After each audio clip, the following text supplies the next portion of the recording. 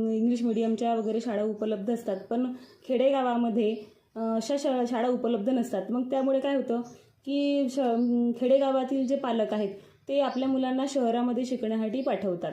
पण काही दिवसानंतर कालांतराने प्रश्न असा पडतो की मग मुलं तर इंग्लिश शाळेमध्ये शिकतात, पण पालक लोक एवढे सुशिक्षित नसतात किंवा त्यांना त्यांच्या शेतीच्या कामामुळे किंवा इतर त्यांचं जे रुटीन असते त्याच्यामुळे त्यांना मुलांना वेळ द्यायला वेळच मिळत नाही त्यांचा अभ्यास घ्यायला.